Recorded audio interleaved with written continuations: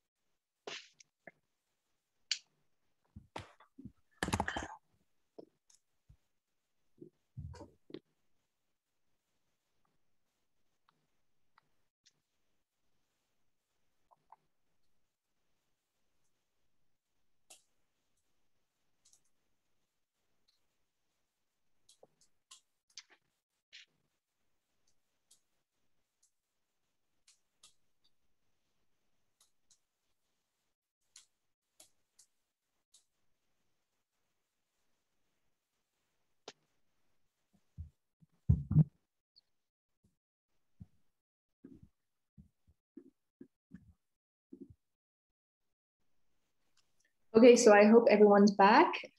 So we're done. All the groups discussed about the subject and specifically about 3 questions.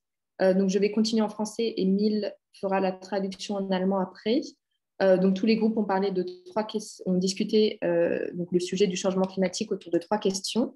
Donc la première était, selon vous, l'objectif de la législation européenne sur le climat de l'Union européenne d'être climatiquement neutre d'ici à 2050 est-il suffisamment ambitieux ou pas? Et donc, dans les différents groupes, l'idée générale était que non, ce n'était pas ambitieux et qu'il fallait faire quelque chose de plus efficace et plus rapidement. C'est-à-dire, des personnes ont mentionné le fait d'avoir une nouvelle date à terme, notamment 2040 par exemple. Donc, la deuxième question était qu'est-ce que spécifiquement donc, la France et l'Allemagne, puisqu'on est dans un événement qui est bilatéral, pourraient faire pour accélérer la transition vers un avenir de transport à faible émission de carbone.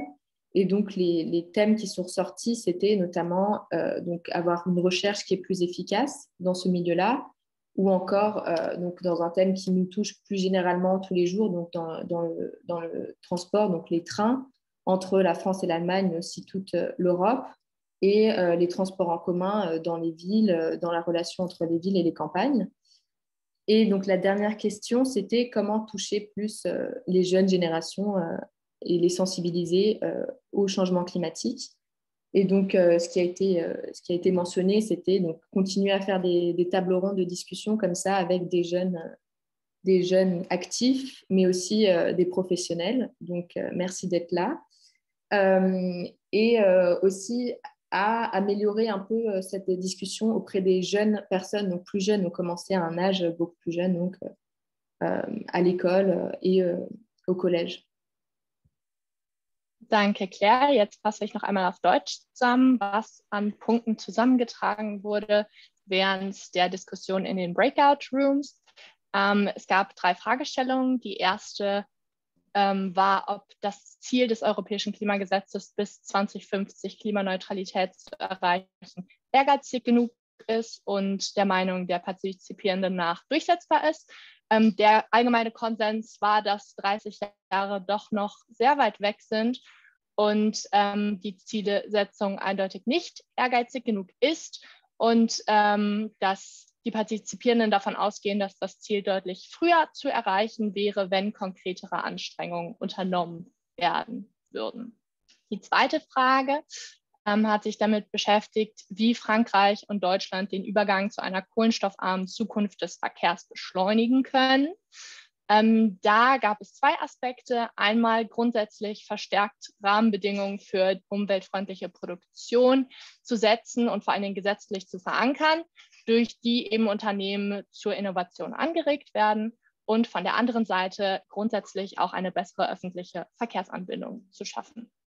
Zur letzten Frage, da ging es darum, was jetzt noch weiteres getan werden kann, um das Bewusstsein für den Klimawandel zu schärfen, insbesondere bei der jüngeren Generation. Und da sind wir zu dem Schluss gekommen, dass es gerade um so Diskussionsveranstaltungen geht, wie die wir jetzt gerade haben, um Austausch und um Wissen. Und außerdem wäre es vielleicht möglich, schon im Grundschulalter damit anzufangen, Kindern dieses wissenschaftliche Phänomen, diese Entwicklung näher zu bringen.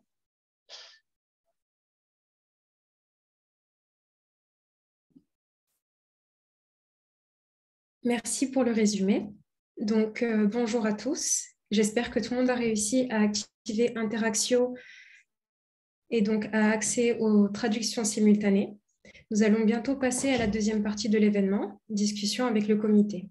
Je vais d'abord laisser Kylian Lynch, chargé de projet jeunesse et représentant de l'OFAGE aujourd'hui, prendre la parole. Hello everybody, happy to be here, very excited. Moi, je vais parler dans les deux langues de notre institution OFAGE, français et allemand. Donc, monsieur le conseiller pour les questions climatiques et environnementales, Wolfgang Schulz, chers et chers intervenants et chers jeunes, chers participants.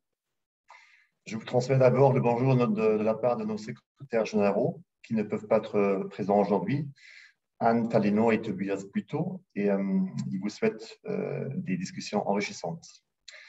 Donc, après un début réussi de la rencontre franco-allemande Ensemble 1 en novembre 2020, ce beau projet se poursuit donc en 2021 et 2022.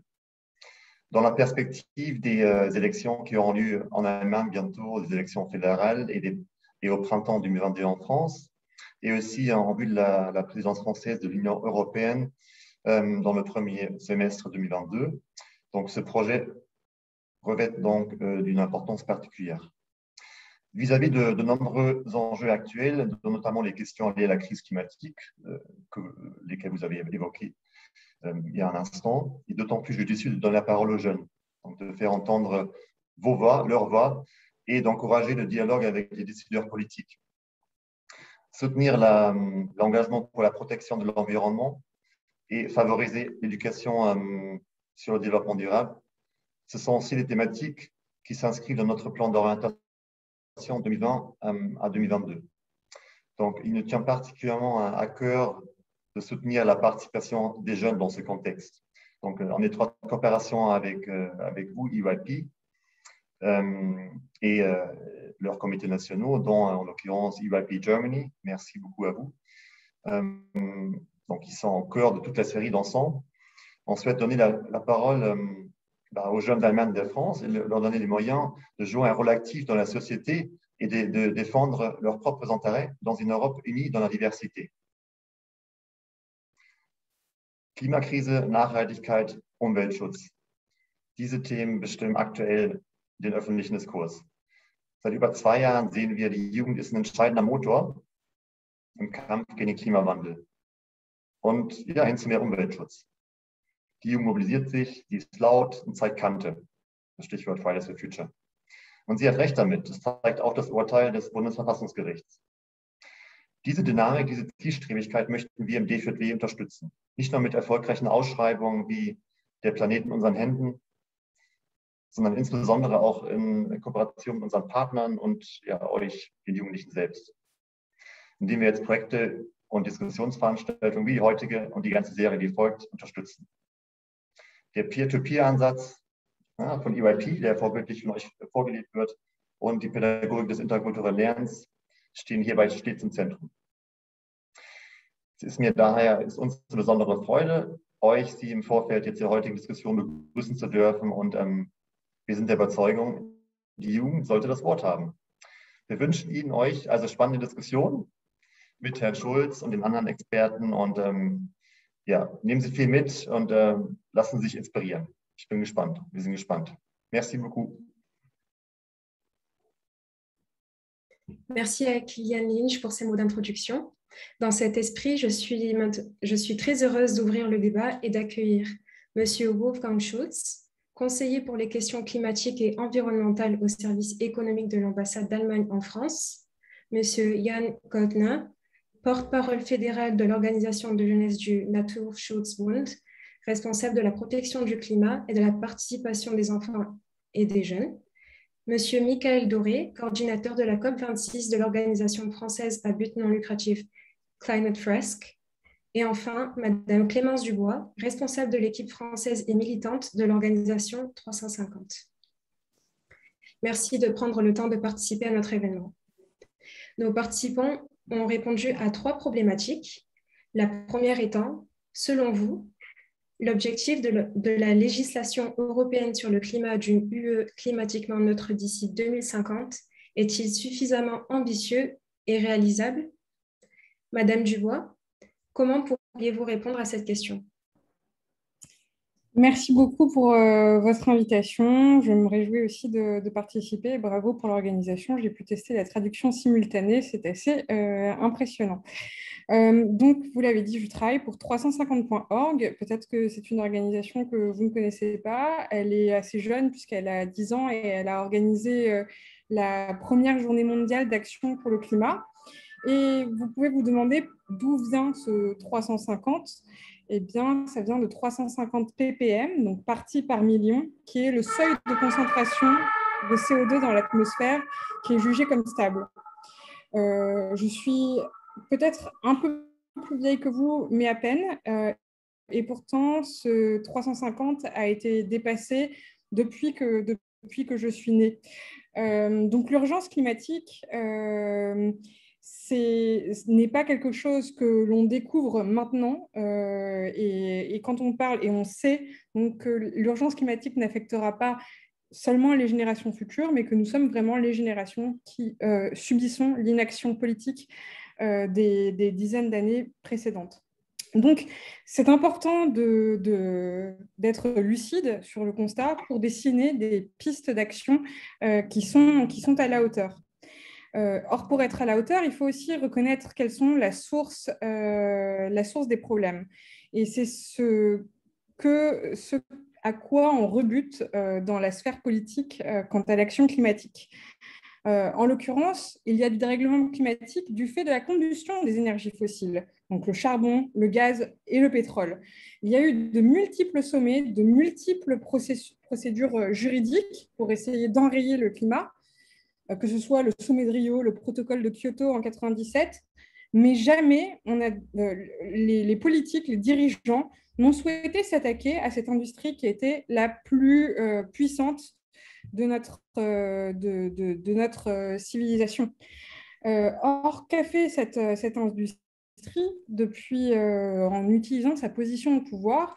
Eh bien, ils ont utilisé toutes leurs ressources qui étaient disponibles pour nourrir le climato-scepticisme, pour empêcher une véritable action climatique qui viendrait donc freiner le développement de nouveaux projets fossiles pour le remplacer progressivement par des énergies propres. Depuis l'accord de Paris, la COP21, il y a de nouveaux projets tous les jours qui sont facilités par les gouvernements, par les acteurs financiers qui financent ces projets. Et donc, je pense qu'un objectif climatique qui doit être ambitieux et réalisable signifie ni plus ni moins le fait de geler tout nouveau projet fossile dans le monde. En l'occurrence, on parle beaucoup de transition sectorielle, mais l'industrie fossile européenne se développe partout dans le monde.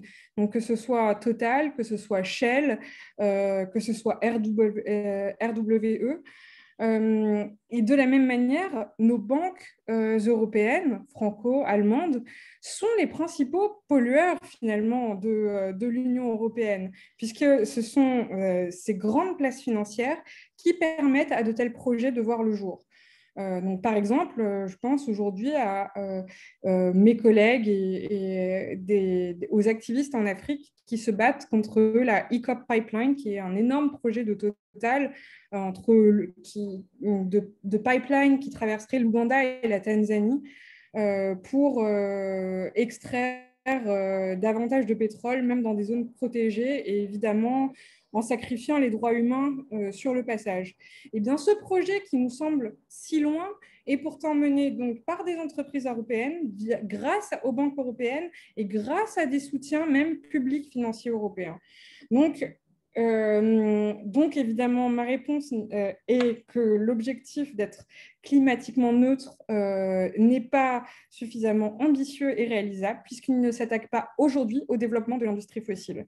Et il y a une grande tentation, pour finir, de dépolitiser la question climatique en la technicisant, en faisant croire, c'est la manière dont on fait en sorte qu'elle échappe aux citoyens, qu'elle échappe aux jeunes, en inventant toujours des concepts qui sont plus inutiles les uns que les autres, comme nouvellement le net zéro, que personne ne comprend et qui est pourtant la dernière arme du greenwashing. Et donc, je me réjouis de vous avoir aujourd'hui en espérant que vous rejoigniez en effet ce mouvement aussi.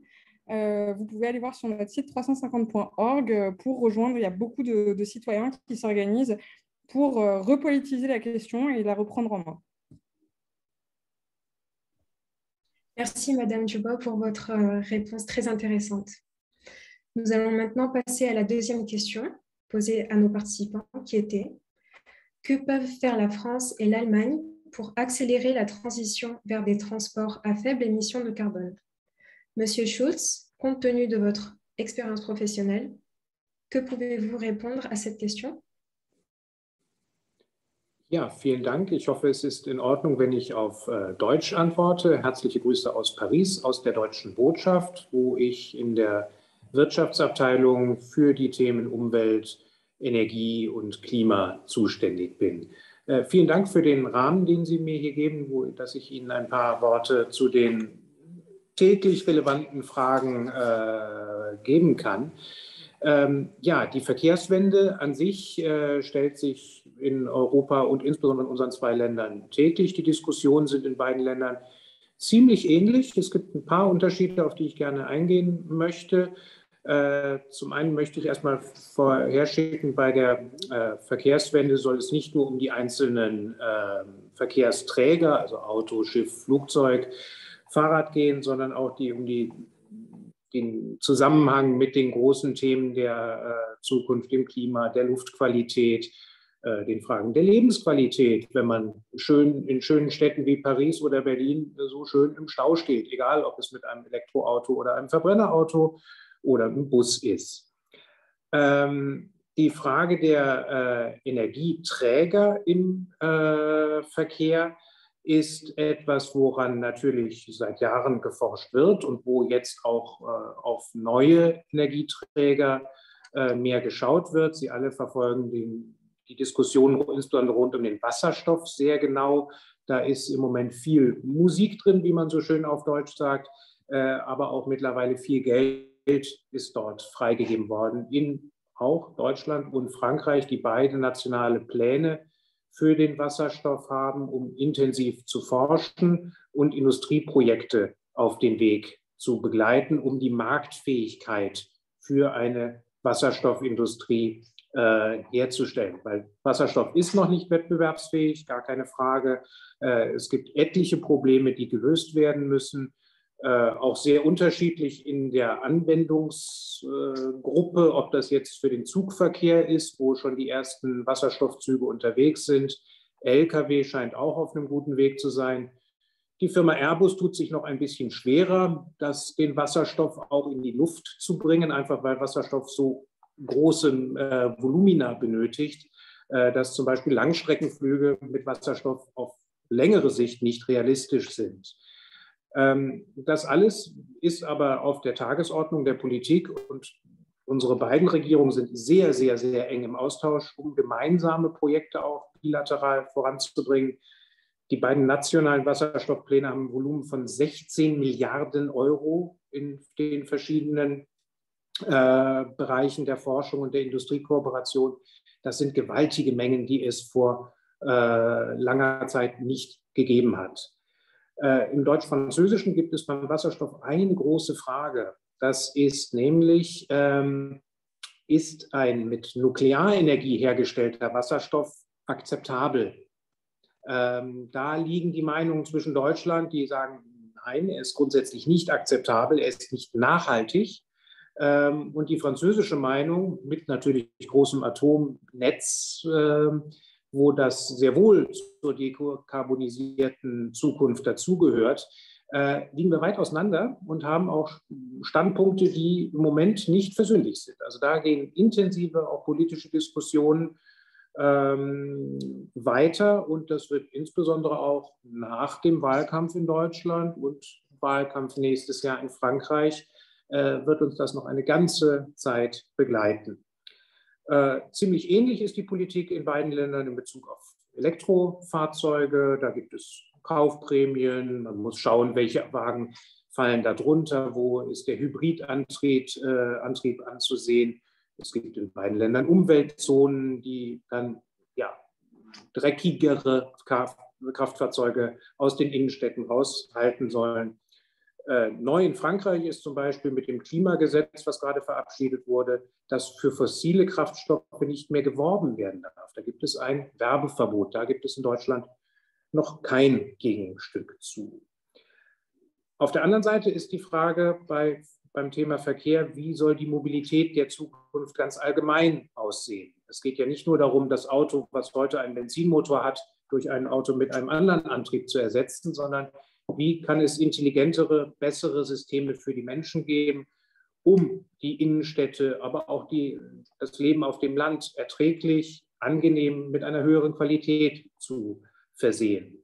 In Paris, haben Sie vielleicht in den deutschen Nachrichten auch gehört, gilt jetzt ein Tempolimit von 30 auf fast allen Straßen. Man kann in Paris ohnehin nicht viel schneller fahren, das ist was anderes, aber es bringt vor allem auch ein bisschen Lärmreduzierung, man erhofft sich weniger Unfälle, zusätzlichen Umweltschutz und will halt die Stadt auch stärken in Bezug auf Fußgänger und Fahrradfahrer. Etwas, was in Deutschland noch nicht so weit in der öffentlichen Diskussion ist.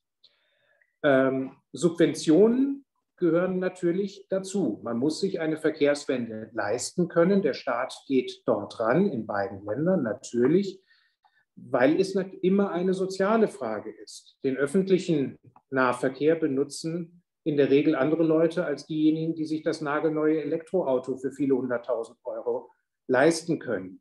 Wie kriegt man da den sozialen Ausgleich hin, wird eine der wesentlichen Fragen sein in der Zukunft der Verkehrswende. In Frankreich wurde das vor 2 Jahren schon mal versucht, als die Benzinpreise erhöht werden sollten und auch die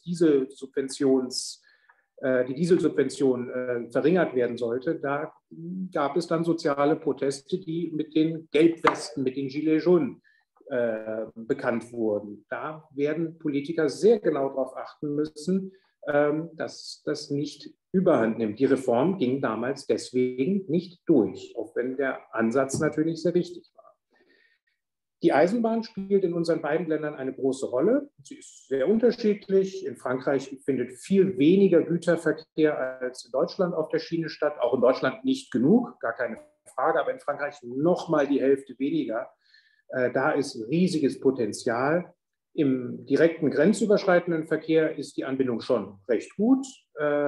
Es ist aber auch politischer Wille, dass die Strecke Straßburg zum Frankfurter Flughafen verstärkt wird, dass die Strecke Colmar-Freiburg, die vor dem Zweiten Weltkrieg bestand, dass die wieder hergerichtet wird. Und die Nachtzüge zwischen Paris und Berlin sollen auch wieder belebt werden. Da gibt es viele Diskussionen. Insbesondere bei der Bahn ist der Vorlauf immer extrem lang mit beiden staatlichen Bahngesellschaften, die verschiedenen Ministerien nehmen viel Geld in die Hand, aber es dauert sehr, sehr lang. Kurzfristige Lösungen gibt es dort nicht. Beim öffentlichen Personennahverkehr muss man generell natürlich jetzt seit der Covid-Krise beachten, dass die öffentliche Akzeptanz für öffentliche Verkehrsmittel mit eng in der Metro zusammenstehen jeden Morgen massiv gelitten hat. Da wird es die Zeit nach Covid zeigen müssen, inwieweit die Angebote wieder angenommen werden wie vorher. Fernbusse zum Beispiel gibt es im Moment kaum zwischen unseren beiden Ländern. Das wird interessant sein, wie sich das weiterentwickelt. Politisch steht es sehr weit oben auf der Agenda. Verkehrs- und Energieprojekte werden auf jedem deutsch-französischen Ministerrat besprochen, jedes Jahr. Es gibt viele Agenturen und NGOs, die das kräftig vorantreiben, auch wie gesagt die Eisenbahn. Da ist viel Bewegung drin und jeder weitere Push von außen wird sicherlich dazu führen, dass das auch weiter vorangeht. Insbesondere auch, wenn wir jetzt auf die Wahlen in beiden Ländern gucken, in Kürze in Deutschland und im April nächsten Jahres schon in Frankreich, es geht nicht mehr ohne das Thema Klima, Verkehr, Energie. Das haben wir sehr, sehr deutlich gemerkt. Vielen Dank. Merci, Monsieur Schulz, pour votre réponse. Maintenant, nous allons passer à la dernière problématique. Je voudrais que Monsieur Doré et Monsieur Goldner répondent à la question suivante. Que peut-on faire de plus pour sensibiliser davantage de personnes, en particulier les jeunes générations au changement climatique? Je vais laisser Monsieur Doré répondre à la question en premier.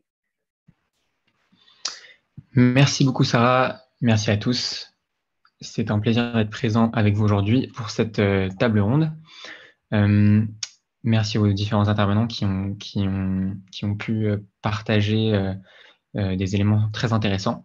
Pour parler d'éducation climat, j'aimerais commencer par rappeler un petit ordre de grandeur. En France ou au Royaume-Uni, par exemple, l'empreinte carbone moyenne d'un habitant est de 12 tonnes de CO2 par an.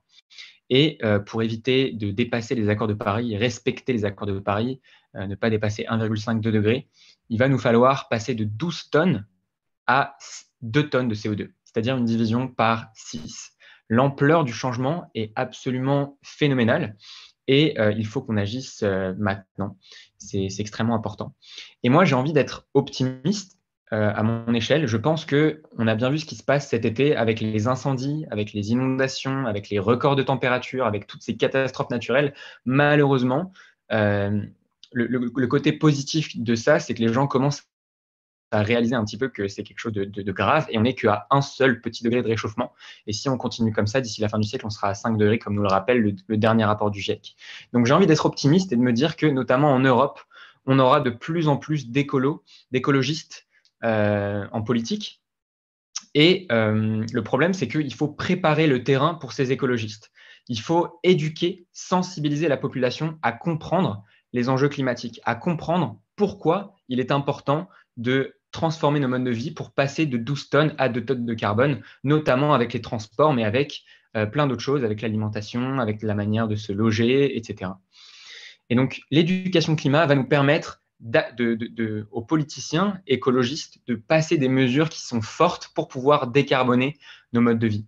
Et si on ne le fait pas, il va se passer exactement ce qu'on disait tout à l'heure, notamment, vous avez peut-être entendu parler de la crise des gilets jaunes, où effectivement, on a voulu mettre en place une taxe carbone et il y a eu toute la population, enfin une grosse partie de la population française qui s'est soulevée parce que ça touchait à leur pouvoir d'achat. Pareil, il peut y avoir des réticences, notamment au niveau de la vaccination. Si on fait un parallèle, les citoyens n'ont pas forcément un rapport toujours très facile avec la science, avec ce que nous dit la science. Et donc, du coup, si on fait une campagne de sensibilisation sur pourquoi la vaccination, c'est extrêmement important, eh ben, peut-être qu'on aura un petit peu moins de réticence. Maintenant qu'on a dit ça, quelles sont les choses qu'on peut mettre en place pour sensibiliser de manière plus efficace au changement climatique? Je vais essayer de vous donner 10 commandements, 10 règles qui, selon moi, avec mon expérience de The Climate Fresk, la fresque du climat, qui est une association française d'éducation et de sensibilisation au climat qui est basée sur les rapports du GIEC et qui propose un atelier collaboratif. Je vais vous dire ce que je pense comme étant les 10 mesures qu'on peut mettre en place pour sensibiliser mieux les jeunes au climat. Alors, la première chose, c'est respecter la science. Par exemple, la fresque du climat, comme je l'ai dit, elle est basée sur les rapports du GIEC. C'est hyper important de se baser sur la science.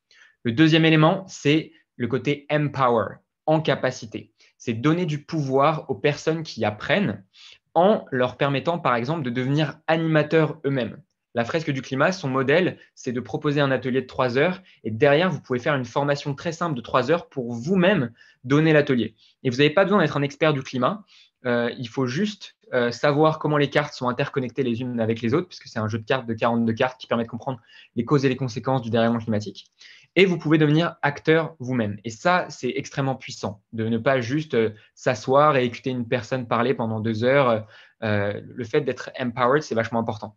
Un autre exemple, c'est qu'il y a une centaine de fresqueurs, d'animateurs de la fresque du climat qui vont participer à la COP26, qui vont se déplacer à Glasgow pour pouvoir animer des ateliers. Et là, on se sent acteur, on sent qu'on a du pouvoir et ça fait du bien de pouvoir être acteur. La troisième chose, c'est le collectif. Être capable d'apprendre ensemble, collectivement, créer des expériences d'intelligence collective. Pareil, la fresque du climat, c'est exactement ça. Il y a 8 participants autour d'une table qui discutent entre eux pour essayer de comprendre en intelligence collective quelles sont les causes et les conséquences du dérèglement climatique. Le quatrième point, c'est une pédagogie transformante.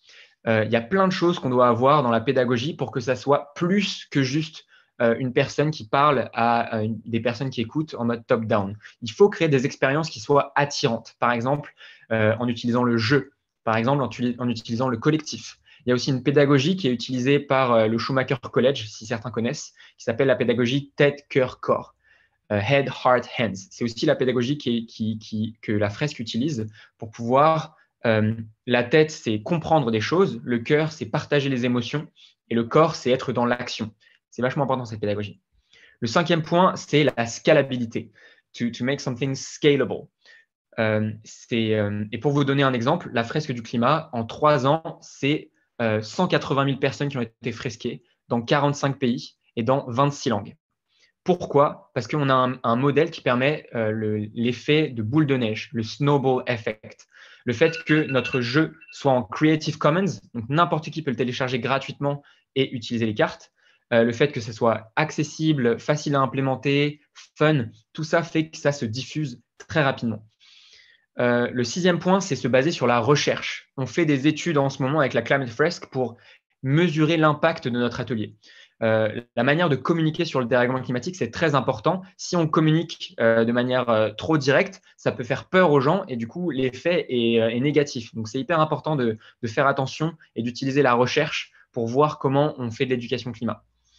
7e point, le modèle économique. La fresque du climat, elle a un modèle économique qui permet de payer des permanents et qui permet de déployer des programmes qui sont à plus large échelle. Il ne faut pas avoir peur de l'argent. L'argent, c'est de l'énergie pour pouvoir diffuser l'outil. Le point numéro 8, c'est qu'on a besoin des médias aussi. Il faut que les journalistes puissent communiquer et sensibiliser aussi sur l'éducation climat. Et c'est pour ça qu'aujourd'hui, la fresque travaille avec des journalistes. Le point numéro 9, c'est la coopération internationale. Vous avez peut-être entendu parler de l'entité onusienne qui s'appelle ACE, Action for Climate Empowerment. C'est hyper important de travailler en coopération avec les autres pays pour pouvoir se partager des bonnes pratiques et avancer dans la même direction de l'éducation climat.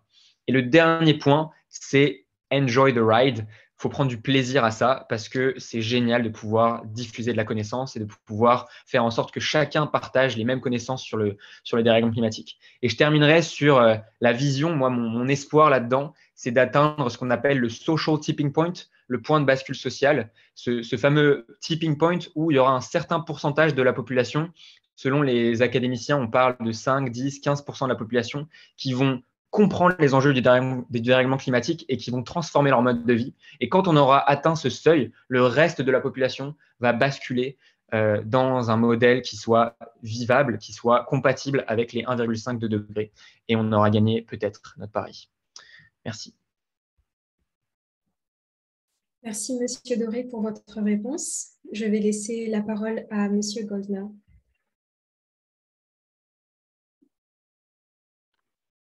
Ja, vielen Dank. Ich hoffe, man kann mich hören. Okay, sehr gut. Ich will mich kurz fassen in der Hoffnung, dass wir noch ein paar Nachfragen bekommen können. Ich möchte jetzt einmal noch mal auf die Frage eingehen, was kann man tun, um junge Menschen irgendwie zu sensibilisieren? Das war ja die Eingangsfrage.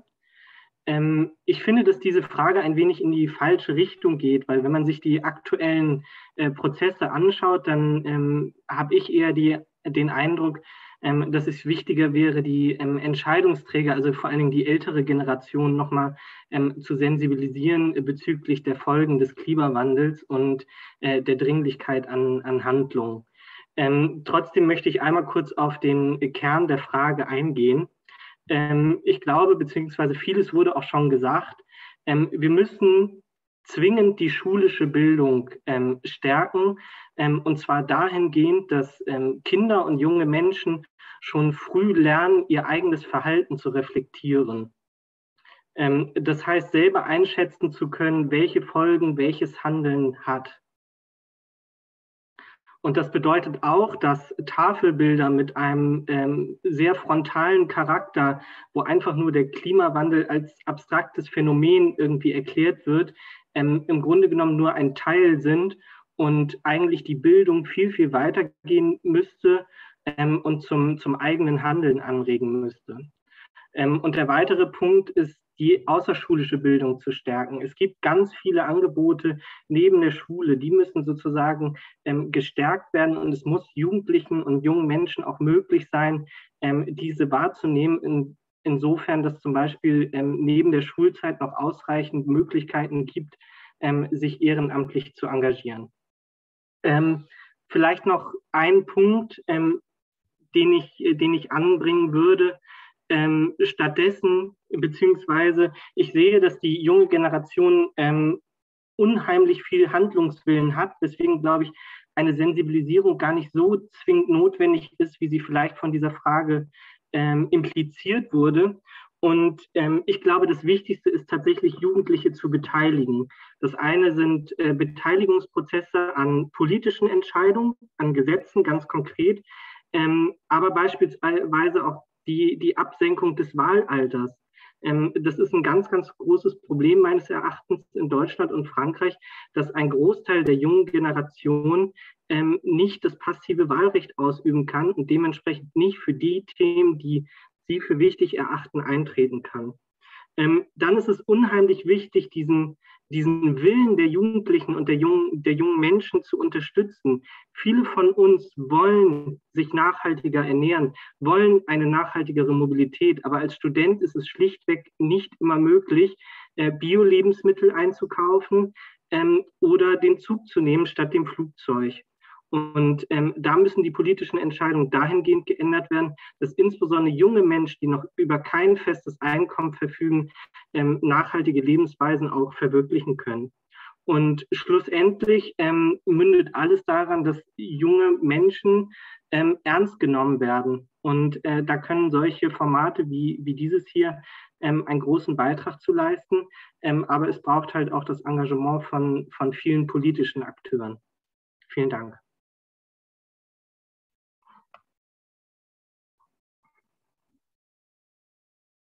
Merci, Monsieur Gauvner, pour votre réponse. Avant de passer à la foire aux questions, je vais donner la main à Madame Dubois, qui répondra très brièvement à cette question aussi. Oui, merci de me donner la parole. Je voulais revenir sur quelques éléments que j'ai entendus. Notamment ce qui a été dit sur la fresque du climat comme étant un moyen d'agir, d'être acteur et d'être en collectif. Et ça fait vraiment écho, ça fait écho en moi parce qu'on me demande souvent, mais qu'est-ce que je peux faire moi en tant qu'individu ? Et la réponse que je donne tout le temps, c'est alors il faut agir en collectif. Donc en tant qu'individu, la meilleure chose, c'est de se dépasser et de rejoindre l'action collective. En revanche, juste en point d'entrée sur le bilan carbone personnel, c'est quelque chose que je pense avec lequel il faut faire attention parce que justement, par exemple, l'industrie fossile se défend toujours de sa propre responsabilité en disant mais après tout, regardez vos modes de vie, regardez comme vous êtes en essayant de mettre une culpabilité sur les citoyens. Or, comme tout le monde, on peut faire des efforts et évidemment, on peut transformer son mode de vie, mais nous sommes aussi emprisonnés dans un système qui est carboné. Et donc, c'est la raison pour laquelle il faut changer le système plutôt que d'essayer d'amender à l'intérieur du système. Et ça fait partie aussi donc, des éléments d'échelle. Et je pense que pour sensibiliser les jeunes, ce n'est pas seulement une question d'éducation, parce que je pense qu'aujourd'hui, on le sent tous dans nos chairs, quelle que soit la période de l'année, que le dérèglement climatique est en train de nous impacter. Mais je pense que ce qui inhibe l'action, c'est plutôt le désespoir de voir que les choses n'avancent pas ou n'avancent pas assez vite. Donc, pour contribuer à faire participer plus de jeunes, il faut leur donner justement des moyens d'agir collectivement. Et donc, quand vous allez créer des initiatives, quand vous allez mener des campagnes, etc., je vous engage vraiment à avoir toujours cette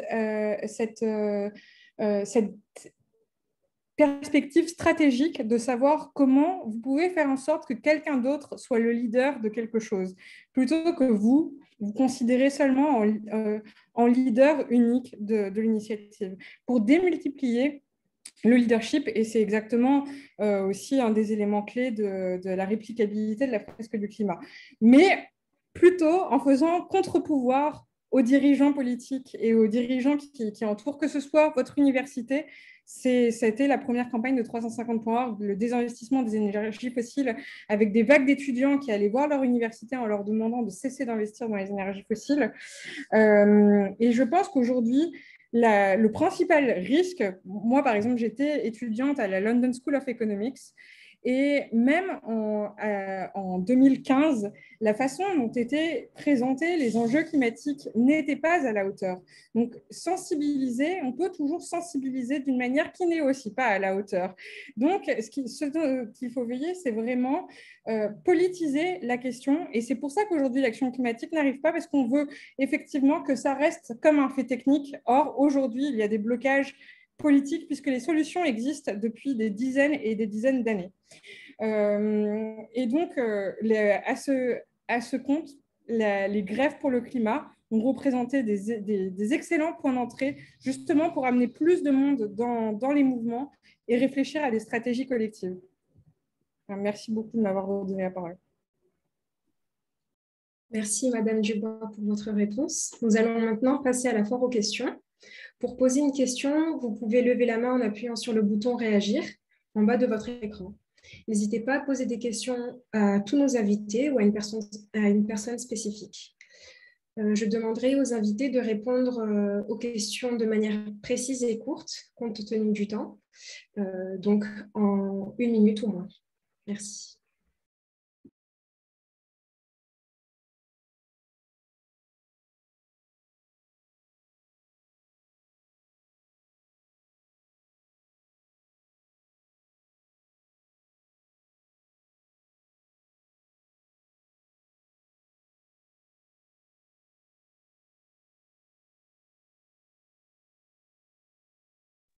Oui, allô, bonjour.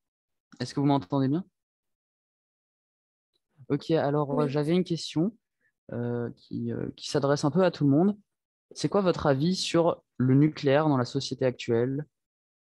Voilà, c'est ça.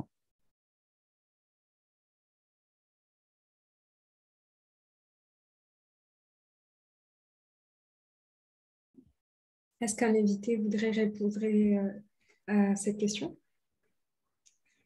Bon, je pense qu'en France, on a un problème particulièrement sur le nucléaire.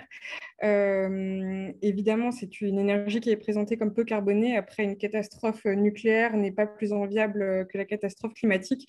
Mais je voudrais juste faire le parallèle sur la manière dont s'est développé le nucléaire. On a dit que c'était une énergie qui était peu chère, et c'est ce qui a permis de créer un consensus social autour de cette énergie.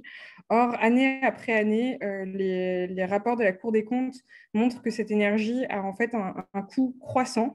Et donc, quand on regarde ce que ça nous coûte de maintenir des centrales nucléaires qui sont en fait hors d'âge, eh bien, on se rend compte qu'on ferait mieux d'investir tout cet argent dans le déploiement des énergies propres ou au moins dans la recherche pour trouver d'encore meilleures énergies.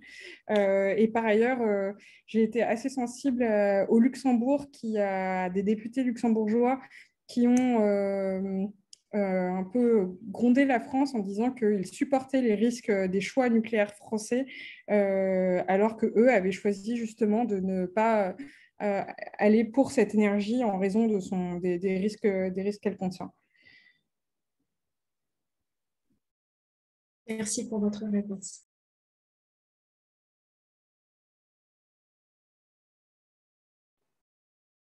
Ja, ich glaube nochmal vielleicht ein Wort dazu. Ich glaube, Atomstrom an sich oder Atomkraftwerke sind einfach das Gegenteil von Generationengerechtigkeit, weil sie Generationen noch nach uns immens belasten, sowohl mit Kosten als auch sozusagen mit Emissionen, die daraus resultieren. Und dementsprechend ist es keine zukunftsfähige Energieform, meiner Ansicht nach. Ich bin froh, dass wir in Deutschland auf nationaler Ebene die Diskussion nicht mehr haben und jetzt sozusagen den Aufschwung nutzen können, um wirklich nachhaltige Energieformen zu implementieren.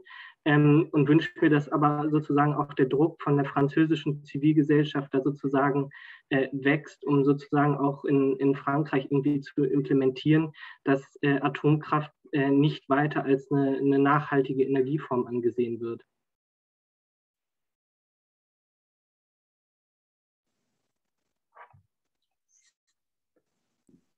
Merci, Monsieur Gauvner.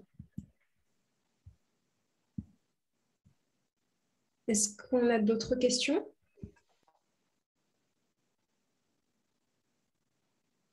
Moi, j'avais peut-être une remarque à faire vis-à-vis du nucléaire et donc des réponses qui ont été données.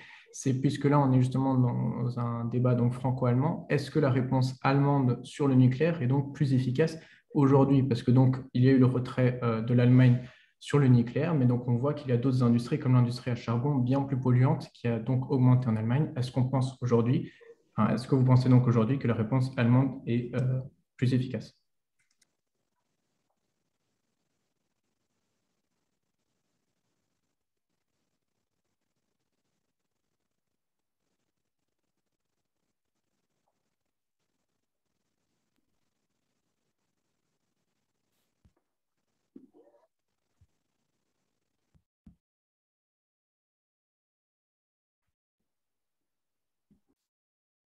Je me suis permise de poster un lien de Greenpeace qui a fait un article sur la question, sans me lancer dans une grande réponse moi-même. Est-ce que Monsieur Schulz voudrait répondre à cette question? Ja, sehr gerne. Ich bin Diplomat für die deutsche Regierung. Es ist auf jeden Fall erstaunlich, wie weit die Meinungen in Frankreich und Deutschland in der Nuklearfrage auseinanderliegen. Nicht nur auf Regierungslevel, sondern auch in den Medien, in der Bevölkerung. Ich kann beide Sichten sehr, sehr gut verstehen. In Deutschland ist die Atombewegung seit Jahrzehnten so viel stärker. Die Risiken stehen im Vordergrund und es wurde ein Kompromiss gefunden, wie man die Atomkraftwerke abschalten kann, dann ja auch im nächsten Jahr. Dass der Kohleausstieg in Deutschland nicht das Gelbe vom Ei ist, wie man so schön sagt, dass er nicht ambitioniert genug ist. Das wird ja im Wahlkampf jetzt auch gerade groß besprochen und möglicherweise auch nachkorrigiert. Es sind natürlich nicht nur Umweltaspekte, sondern auch wirtschaftliche, soziale Aspekte dabei zu berücksichtigen. Genauso wie Frankreich ja auch bei den Atomkraftwerken nicht nur an die dekarbonierte Energie denkt, sondern auch an die große Wirtschaftssparte mit EDF, die Atomkraftwerke in der ganzen Welt verkaufen wollen, wo viele 10.000 Arbeitsplätze in Frankreich dranhängen. Es geht ja nie allein um den Umweltschutz und das muss man sicherlich dabei bedenken. In sich genommen sind sowohl die deutsche Position, kompletter Ausstieg, als auch die französische Position, möglichst lange noch in der Atomenergie bleiben, für sich genommen kohärent. Was es im Ergebnis aber nicht einfacher macht in der bilateralen Beziehung.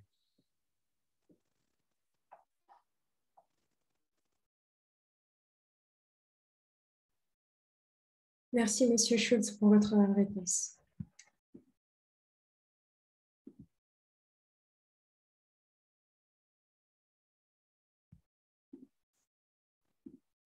Hallo, ich wollte fragen, ob ich frage das ebenfalls an alle, ob Sie denn glauben, dass die Kernfusion eine mögliche Alternative in der Zukunft bieten mag.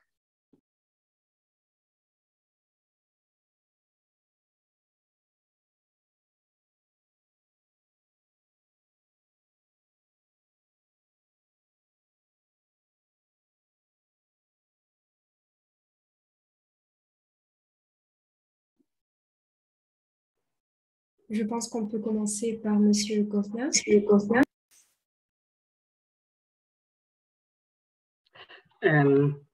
Also ich vertrete die Einschätzung, dass es mit Solar, Photovoltaik und Windkraftanlagen im Grunde genommen ausreichend regenerative Möglichkeiten gibt, Energie zu erzeugen und der Fokus darauf liegen sollte, die jetzt weiter auszubauen.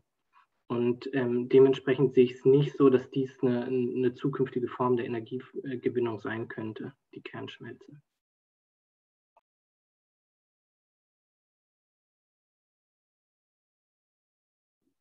Merci, Monsieur Goffner, pour votre réponse.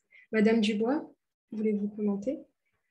Je pense que compte tenu du temps qui nous est imparti et de la fenêtre de tir dont nous disposons pour rester autour des 1,5 degrés, il vaut mieux éviter de se perdre et de perdre de l'argent dans des solutions qui sont pour l'instant hors de notre portée, si elles sont des solutions. C'est comme les dispositifs de capture de CO2, ça coûte extrêmement cher, on ne sait pas si ça va marcher, alors qu'aujourd'hui on dispose de solutions dont a parlé donc Yann Goldner, comme le photovoltaïque, l'éolien, qui peuvent encore gagner en efficacité si on continue à investir dedans. Donc je pense qu'il n'y a pas de raison de se défausser des vraies solutions qui existent aujourd'hui pour des solutions potentielles dans une très longue période. Merci.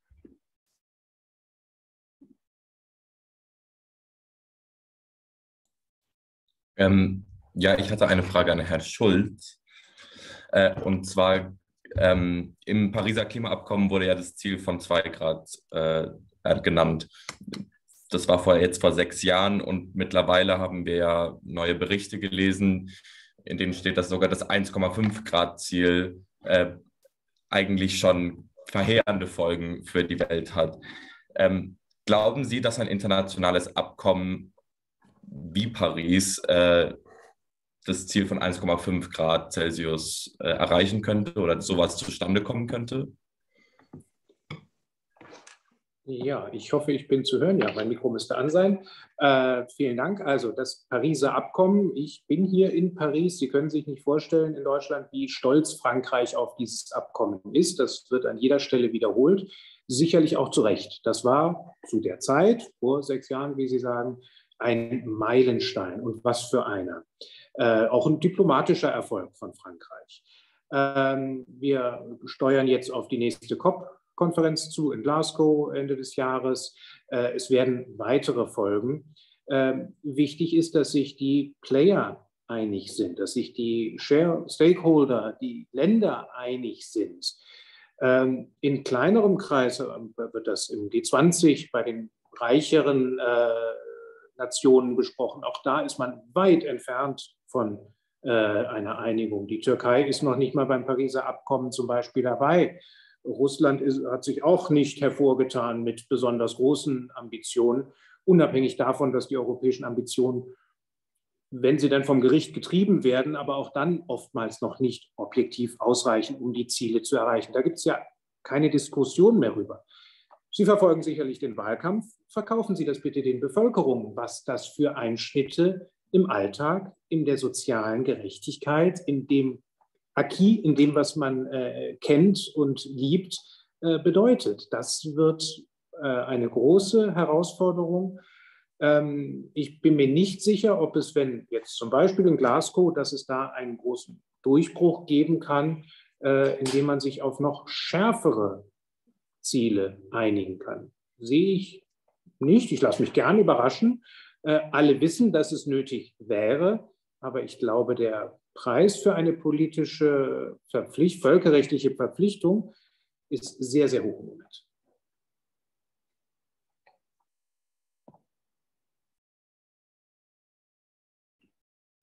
Merci, Monsieur Schulz, pour votre réponse. Avant de clôturer l'événement, je vais proposer aux invités de poser une dernière question.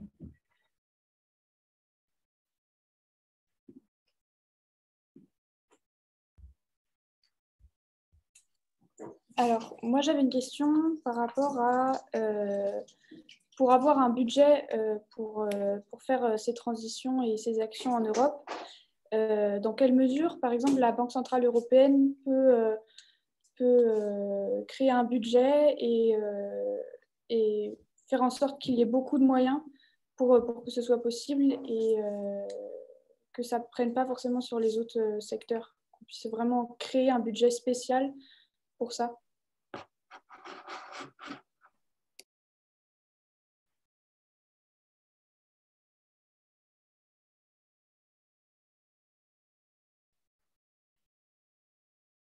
Je vais proposer à Monsieur Goldner de répondre à cette question.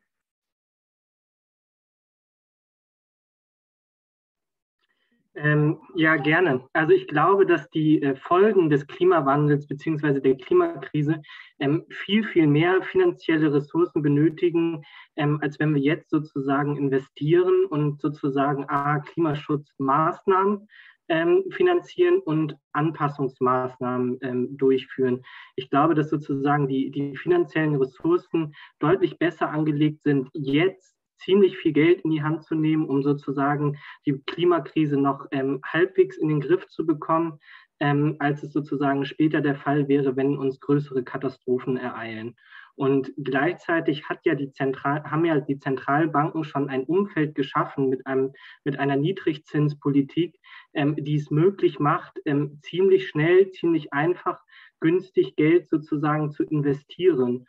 Und deswegen, glaube ich, braucht es keine großen neuen Mechanismen. Man muss sich nur davon verabschieden, dass es unangebracht ist, Schulden aufzunehmen.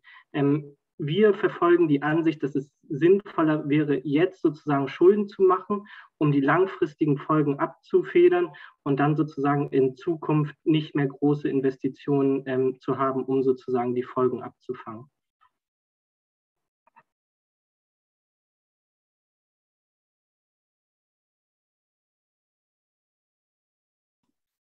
Merci, Monsieur Goldner, pour votre réponse. Avant de clôturer officiellement l'événement, je vous invite à prendre une photo tous ensemble. Si jamais vous ne voulez pas vous trouver sur cette photo en tant que participant, vous pouvez éteindre votre caméra maintenant.